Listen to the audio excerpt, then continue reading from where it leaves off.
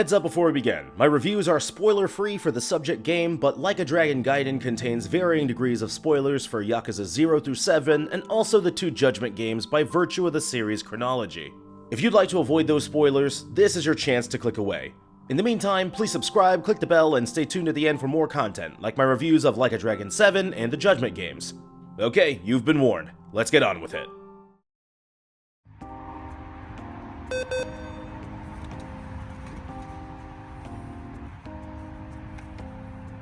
You thought you could get rid of me, but I'm back, and I'm here for what's mine. If you want to stop me, you can find me at the address I just texted you.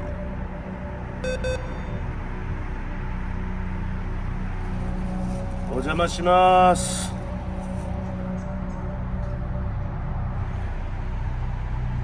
Long time no see, buddy. 久しぶりだな、マットさん。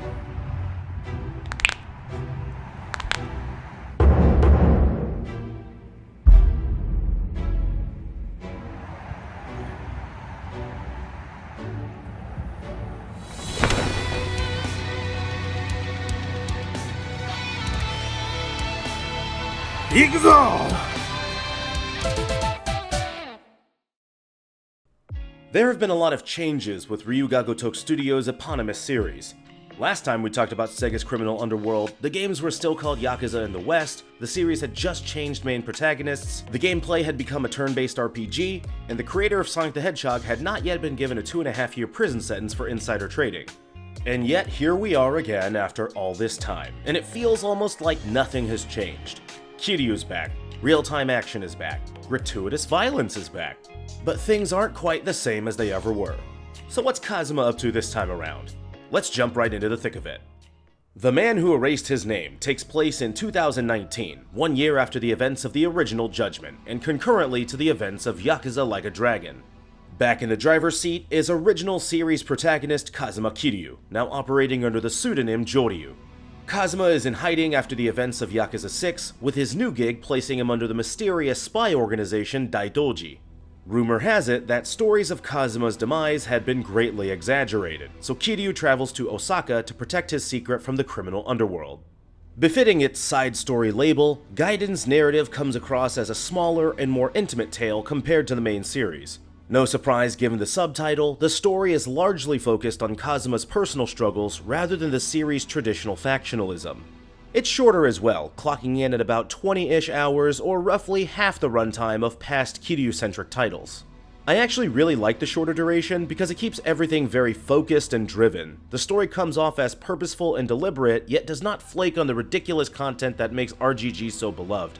Could you jump into Gaiden ice cold on the series? Sure, and I bet it wouldn't be that hard to grasp the comings and goings. But for my money, I think it's way better to have knowledge of past exploits, even if it's as a simple frame of reference. Gaiden may not be the best Like a Dragon story, but it's great nonetheless, and it's made all the better by having past experience. As far as technical specifications go, Gaiden is observably a smaller project. Lots of reused assets and areas, fewer functionalities, and a number of recycled animations. There's no toggle for frame rate versus graphics, the game simply runs at 1440p 60 frames per second at all times, which I found to be very consistent and ultimately satisfying. Kiryu seems to have a slightly older 3D model as well, perhaps the same as his model from The Song of Life. His face doesn't appear as detailed as other characters, especially compared to ones based on real actors. Regardless, Gaiden still looks really good. Old school Yakuza fans been eating good lately, and the Dragon engine can still put in work, so I'm happy with the results here. For audio, there's no English voiceover option at launch, but there will be one added sometime in the future. The Japanese VO is predictably excellent. The music is equally as good, yet unremarkable. Everything is fine, but again, it's mostly recycled content from larger entries to the series.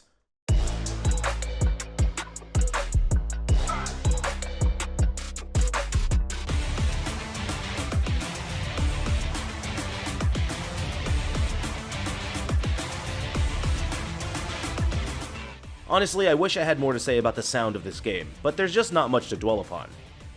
And last but not least is the gameplay. Veteran Like a Dragon players will find the brawler combat to be immediately familiar, though there are a number of twists this time around. First and foremost, Kiryu once again has multiple fighting stances. Yakuza stance akin to his dragon stance in past Yakuza games, and agent stance akin to Yagami's crane style in the Judgment games. Agent stance also comes with gadgets to spice up battles, with each gadget offering a different gameplay perk. Initially, you only have the spider gadget, appropriately akin to Peter Parker's web shooter in combat, but you'll unlock more gadgets as the game opens up. The core gameplay is as fun as ever, though I do feel some of the gadgets are rather gimmicky. But it's still so satisfying to pull up on some goons in the street and destroy them with Kiryu's trademark brutality. Secondary content has been scaled back to mirror the duration of the shorter narrative. Optional requests are fielded through the Akane network, whether that be smaller stroll and patrol actions or larger side missions. It's not my favorite system, but it prevents the game's pace from dipping. And the minigames are back and forth, from arcades to darts to billiards, and they still rule. Sotenbori feels much more alive thanks to all the optional activities populating the district. All in all, Kazuma's return is as auspicious as any small-scale spin-off can aspire to be. The story is fantastic, the side content is plentiful, the campiness is pervasive, and the gameplay is satisfying. This isn't the best game in the series, not by a long shot, but it's something worth your time. And as a longtime RGG fan myself, the ending alone is enough to warrant my recommendation. Oh, and one more thing. Who's that I see right there? What's that guy's name right there? To pull a line from Video Game Donkey, EA Sports. I'm in the game. Like a Dragon Gaiden, the man who erased his name on PlayStation 5 earns a 7.5 out of 10. 終わりだ。それじゃ準備はいい。ダメだね、ダメよ、ダメなのよ。あんたが好きで好きすぎて、どれだけ強いお酒でも歪まない思い出がバカみたい